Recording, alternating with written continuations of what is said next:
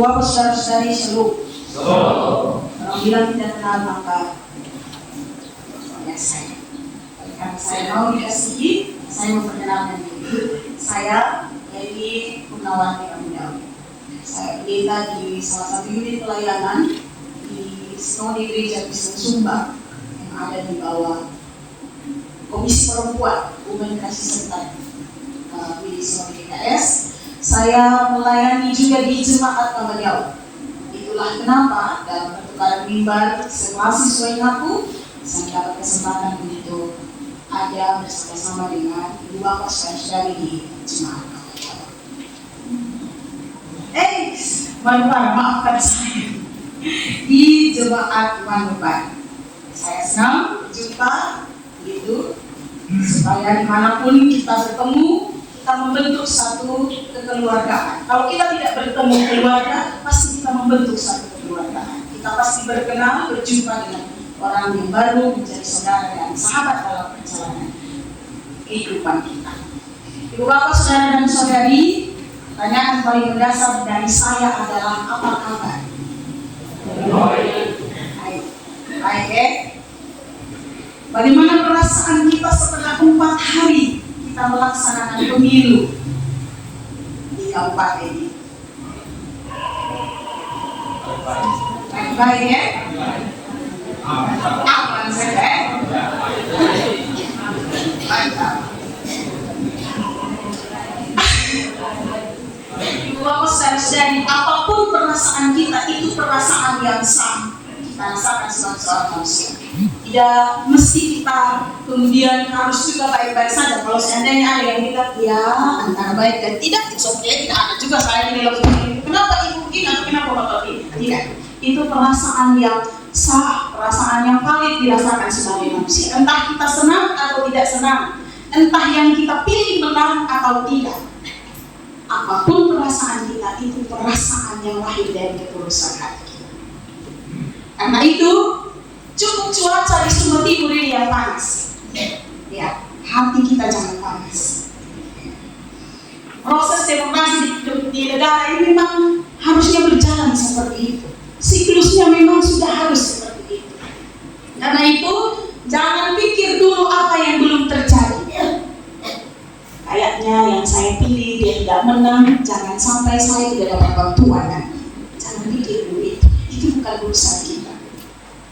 Atau kayaknya yang saya pilih dia tidak menang, kayaknya saya tidak tempat ini antara di sana dan di sini. Bukan tugas kita memikirkan itu. Karena itu tadi saya bilang, apapun perasaan kita itu perasaan yang valid. Tetapi tidak membuat kita jauh overthinking ini. Maka sudah salah. Kira-kira bantuan ini tahun depan bisa terima atau tidak. Karena itu cukuplah cuaca di Sumba Timur ini yang sangat amat panas, satu orang dapat 5 matahari. Hati kita semakin diteduhkan, pikiran kita semakin menuntun dari hari ke hari untuk hidup, berbuat baik bagi sesama, adil bagi sesama yang kita jumpai hari lepas hari. Ibu bapak saudara dan saudari, Yeremia adalah seorang nabi yang dipanggil untuk berbicara kepada bangsa Israel yang memberontak dan menolak untuk bertobat pada waktu itu. Dalam konteks ini, bangsa Israel sedang mengalami konsekuensi dari ketidaksetiaan mereka terhadap Tuhan. Orang-orang Israel mengalami pergumulan dan merasa bingung, pesimis akan masa depan mereka. Bagaimana mereka hidup ke depan? Tetapi Tuhan tidak akan mengabaikan mereka selamanya. Ada konsekuensi, tapi konsekuensi itu kemudian tidak berlangsung seumur hidup mereka. Janji tentang pemulihan dan kedatangan seorang pemimpin yang adil yang berasal dari garis keturunan Daud adalah janji tentang masa depan yang penuh harapan. Ada konsekuensi, tetapi ada janji pemulihan. Bahwa tetap ada masa depan yang penuh harapan yang akan dibawa oleh satu sosok dari keturunan Daud. Siapa dia? Mereka belum tahu pada waktu. Kemudian barulah oleh perjanjian baru nanti dikatakan bahwa dia adalah Yesus Kristus. Melalui nubatan ini Allah mengingatkan kepada mereka bahwa meskipun masa depan tampak suram, janji pemulihannya itu tetap berlaku. Bahwa ada konsekuensi yang mereka alami sebagai bangsa yang memberontak pada waktu itu, tapi bukan berarti Allah membiarkan mereka ada dalam situasi seperti itu. Allah memanggil umatnya untuk menanti kedatangan Dia dengan setia, dan penantian itu harus terwujud dengan dalam seluruh kehidupan mereka dalam tindakan yang adil dan benar. Ada masa pemulihan, tapi pemulihan itu baru akan terjadi apabila bangsa Israel itu mau mendengar panggilan Allah, mau kemudian melakukan dan mewujudkan hidup bersama yang adil dan benar, baik di antara mereka maupun juga kepada bangsa-bangsa yang lain. Karena itu di ayatnya yang ke-14 kesana mengungkapkan tentang Allah yang tidak mengingkari janji. Hari-hari yang akan datang merujuk pada satu masa depan. Mungkin mereka tidak bisa memastikan itu hari apa, tepatnya apa, tapi itu menunjuk satu kehidupan yang sudah pasti akan terjadi, di mana Allah akan memenuhi janjinya untuk mendirikan kerajaan yang adil dan baik dalam konteks pemulihan secara bangsa Israel pada waktu itu, dan dalam pengharapan akan kedatangan Yesus Kristus yang kedua kali. Ayat 15 hingga ayatnya yang ke-16, di sana Allah berjanji bahwa akan ada seorang raja dari keturunan Daud yang disebut sebagai tunas yang adil.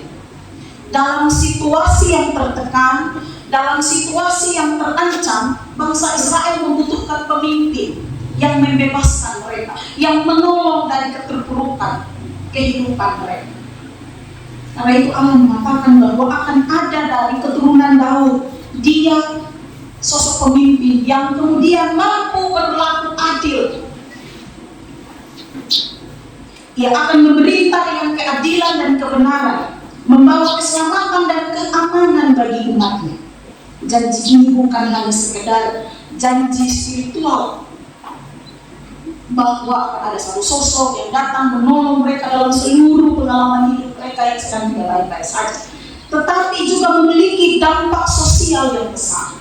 Pemimpin ini akan menunjukkan bagaimana caranya orang berlaku adil satu terhadap yang lain, berbuat benar, baik benar dalam relasi mereka sehari-hari. Tetapi juga pemimpin yang adil dan benar ini akan membawa perubahan dalam struktur sosial mereka, menjamin perlindungan bagi yang tertindas, menegakkan keadilan bagi sesama dalam semua lapisan masyarakat. Sosok pemimpin ini adalah sosok pemimpin yang berbeda. Mungkin selama ini bangsa Israel dipimpin oleh penguasa yang bertangan besi, tetapi pemimpin yang akan datang ini, dia melakukan hal yang berbeda, justru membebaskan mereka yang tertindas, merombak segala macam struktur sosial yang ada di dalam masyarakat, yang membuat satu terhadap yang lain itu berbeda. Ada kaum yang di atas, ada kaum yang di bawah, ada yang kemudian menjadi penguasa, ada yang kemudian dikuasai. Dan pemimpin ini datang untuk melakukan betul-betul membuat orang itu menjadi sama, berharga, baik di mata Tuhan maupun juga di mata sesama. Karena itu dalam bahasa Ibrani, frasa tunas yang adil itu diterjemahkan sebagai semak dan sadaqah. Semak itu secara harfiah dia berarti cabang atau tunas atau pertumbuhan. Dalam konteks Alkitab, semak itu sering merujuk pada seseorang atau sesuatu tumbuhan sebagai penggenapan janji Allah, terutama dalam pengertian Yesus yang akan datang itu. Dalam kitab Nabi-Nabi, tunas merujuk pada seseorang yang menjadi raja dan pemimpin dari keturunan Daud. Sedangkan sadaqah itu berarti kebenaran, keadilan, dan kesalehan. Sedekah juga tidak hanya berarti kebenaran secara moral, tetapi dia menjadi tindakan nyata, tindakan keadilan yang menegakkan atau yang membenarkan, yang kemudian membaharui relasi antara umat dengan sesama dan juga umat dengan Tuhan. Sehingga sedekah itu betul-betul menjadi cara hidup orang Israel pada waktu itu. Tunas yang adil, semak dan sedekah Dan dalam konteks ini, kata tersebut menggambarkan sifat pemerintahan dari seorang Mesias. Pemerintahan yang adil, benar, sesuai dengan kehendak Allah. Dia sosok pemimpin yang betul-betul mau memanusiakan manusia yang ada, tanpa memandang dia dan kalangannya atau kehidupan seperti apa. Pemimpin inilah kemudian yang diharapkan mungkin oleh sebagian orang Israel yang dikuasai oleh para penguasa, tapi tidak untuk para penguasa, karena sudah pasti akan mengganggu kenyamanan mereka. Pada ayatnya yang ke-17 hingga ayat yang ke-22, di sana kita melihat bahwa janji keturunan Daud itu akan terus memerintah, para imam akan terus mengabdi di hadapan Allah. Hal ini menunjukkan kesinambungan rencana Allah, meskipun tampaknya ada kerusakan total dalam sejarah Israel. Hal itu memang sesuatu yang dalam kacamata manusia sudah berantakan relasi bangsa Israel pada waktu itu, kehidupan bangsa Israel pada waktu itu. Tetapi Allah menegaskan bahwa janji itu tidak tergoyahkan, seperti siang dan malam. Ketetapan Allah di alam semesta itu menjadi simbol dari kesetiaannya, dan kesetiaan Allah itu mendorong setiap umat Israel pada waktu itu untuk hidup betul-betul pada kebenaran yang telah dia lakukan, pada apa yang telah seturut dengan kebenaran yang Allah tunjukkan. Jadi dia tidak hanya menjadi satu role model yang kemudian jauh sekali kita lihat di gambarnya, tapi dia menjadi nyata dalam seluruh keberlangsungan hidup pada waktu itu. Ayat 23-26 di sana mengungkapkan penolakan umat terhadap janji Allah yang mencerminkan ketidakpercayaan mereka. Bangsa yang telah dibuang menunjukkan penghakiman Allah atas dosa, tetapi juga janji pemulihan yang tetap dari Allah. Bangsa Israel yang mengharapkan pemimpin yang bisa memperbaiki kehidupan mereka, itu kemudian merasa bahwa kok yang digambarkan ini sepertinya tidak benar, atau tidak nyata, atau terlalu jauh, ada atau tidak, betul atau tidak. Karena itu di sana nampak penolakan terhadap janji Allah itu. Tapi apakah ketika mereka menolak kemudian pemulihan itu tidak terjadi? Tentu saja tidak. Karena apa? Kehendak Tuhanlah yang terjadi. Penghakiman akan terjadi, tetapi pemulihan juga sudah pasti akan mengikutinya. Allah menegaskan bahwa dia tidak akan membatalkan perjanjian. Kesetiaan Allah itu melampaui kelemahan, melampaui keraguan umat Israel, dan Allah akan menepati janji pemulihan itu. Sekalipun mereka ada dalam perasaan ragu-ragu, betul tidak, sebenarnya ini akan terjadi apa? Ibu bapak, saudara dan saudari sekalian, hidup kita sebagai orang Kristen, sebagai orang percaya sampai dengan masa perayaan Advent ini juga ada dalam berbagai gumul dan juang kita masing-masing. Bergumul dengan sakit, bergumul dengan kehidupan setiap hari, bekerja untuk makan dan minum, bekerja untuk menyekolahkan anak-anak, mempersiapkan masa depan mereka, mencari kerja. Semakin kesini banyak orang yang berlomba-lomba untuk mendapatkan pekerjaan, menghasilkan finansial yang jauh lebih baik. Kita berlomba-lomba untuk mendapatkan, kalau bisa saya hidup jauh lebih baik dari kemarin. Kalau bisa anak-anak saya persiapkan dengan sangat matang supaya mereka kalau bisa tidak boleh merasakan apa yang orang tua rasakan. Itu sesuatu yang sah kita lakukan. Itu sesuatu yang boleh, wajib kita lakukan.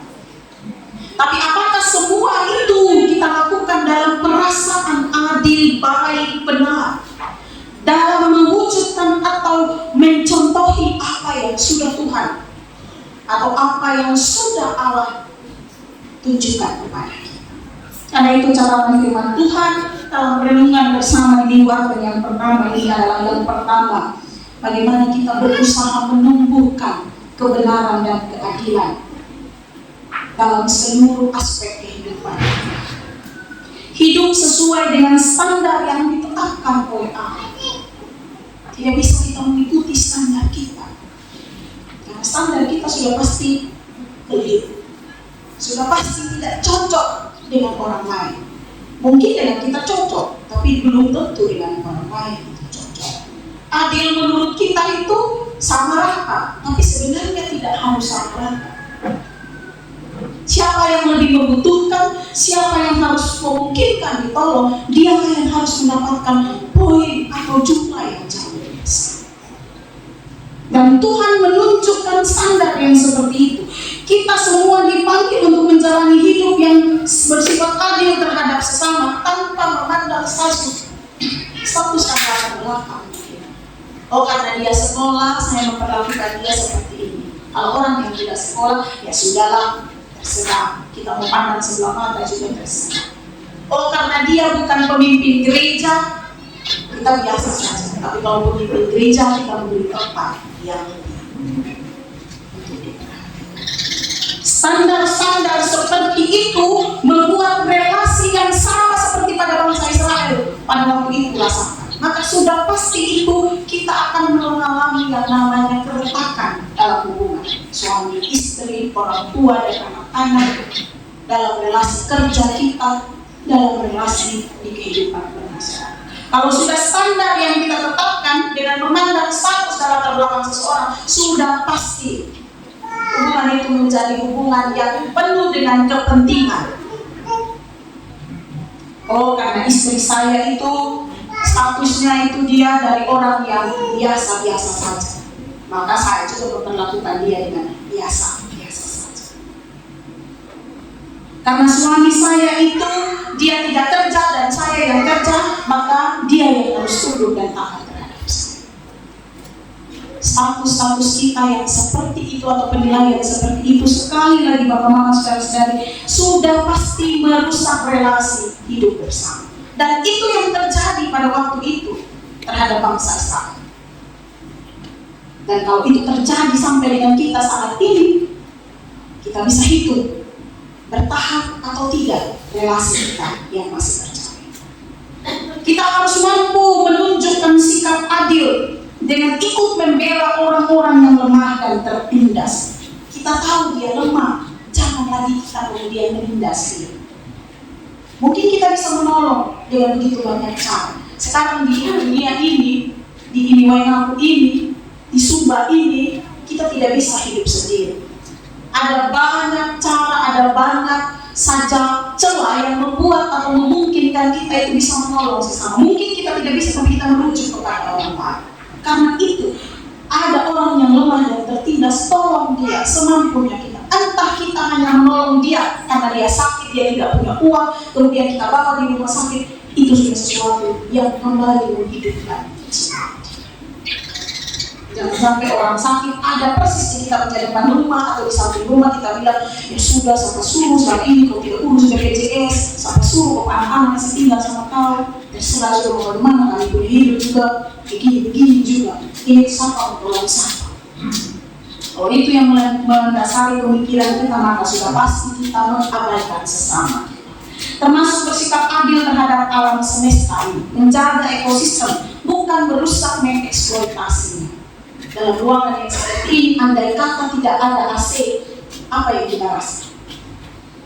Panas. Mungkin Bapak Mama tidak rasa panas, saya rasa panas sekali.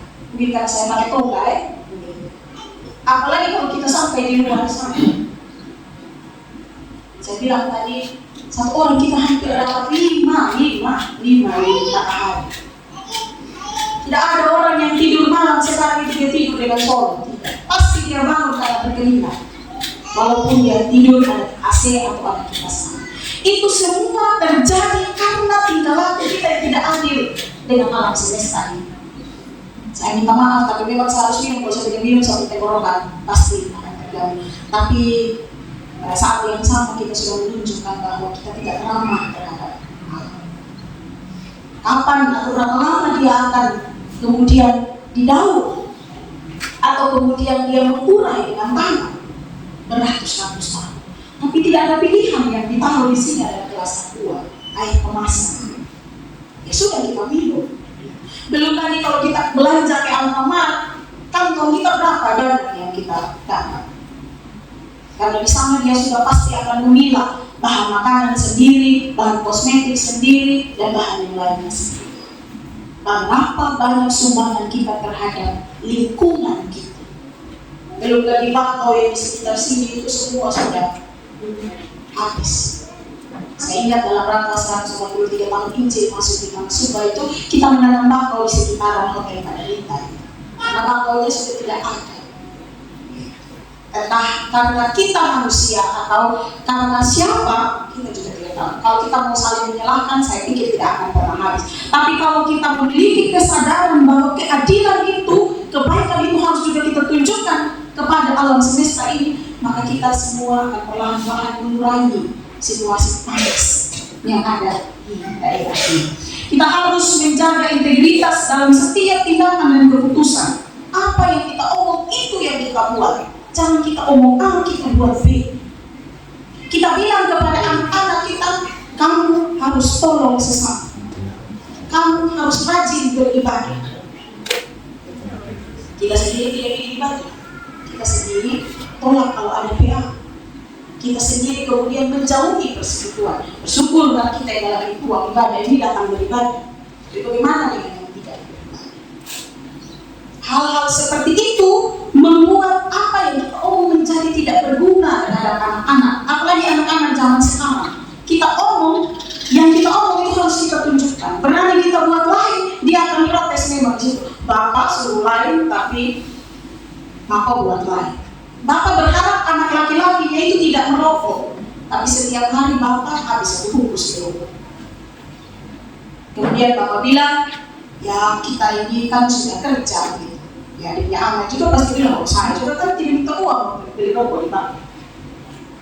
Antara kata dan tindakan kita menjadi berbeda, dan itu salah satu yang membuat relasi-relasi kita itu menjadi rusak. Kita harus menghidupi identitas sebagai umat Allah dengan menjadi saksi hidup tentang kasih, tentang kebaikan, kebenaran, keadilan bagi sesama.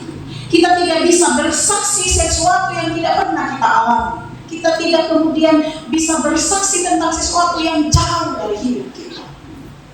Hal lain yang bisa kita pelajari bersama-sama Ibu Bapak Saudara-saudari, tunas yang baru itu, dia baru akan menjadi tunas atau dia baru akan muncul tunas ya apabila ada pohon besar yang menempel atau yang menopang dia. Tunas itu biasa keluar dari pohon yang ada bersama-sama dengan dia. Kalau tidak ada pohon itu tidak mungkin tunas itu keluar. Pertumbuhan itu kemudian terjadi dari dalam diri pohon tersebut. Kemudian dari luar orang menyiramnya, merawatnya, tapi sesungguhnya pertumbuhan itu dimulai dari dalam diri. Begitu juga dengan kehidupan kita. Kita akan bisa bertumbuh apabila kita menyatu dengan Yesus Kristus sebagai tunas daun. Kita baru akan bisa bertumbuh apabila hidup kita ada di dalam kehidupan Yesus Kristus bersama-sama dengan Yesus. Karena itu di masa raya Advent ini mendorong kita untuk ada dalam penantian dengan tetap melakukan atau menumbuhkan kebaikan, kebenaran, keadilan terhadap sesama dan lingkungan. Mungkin selama ini kita menganggap itu sepele, kita menganggap itu tidak terlalu penting. Kita merasa itu buat apa, bikin capek-capek, saya punya pekerjaan juga banyak dan lain sebagainya. Tetapi kita harus didorong untuk senantiasa melakukan apa yang baik, benar, adil dan sesama. Karena itu akan kembali kepada kita. Karena itu sudah pasti akan berdampak dalam kehidupan kita, dalam relasi kita, di rumah, di gereja, di jemaat, di tengah masyarakat, dimanapun kita berada. Sudah pasti. Tidak bisa kemudian kita pikir. Karena itu sama seperti yang sebelum dikatakan kepada kita. Jikalau kamu tahu bahwa ia adalah benar, kamu juga harus tahu bahwa setiap orang yang berbuat kebenaran lahir daripada Allah. Jadi setiap kebenaran, kebaikan, keadilan yang kita lakukan itu bersumber dari Allah. Karena itu kita harus menyatu dengan Dia yang adalah tunas Daud itu sendiri. Roh Kudus akan menolong kita masa penantian yang penuh pengharapan untuk belajar menumbuhkan keadilan, kebaikan, kebenaran bagi sesama kita. Amin.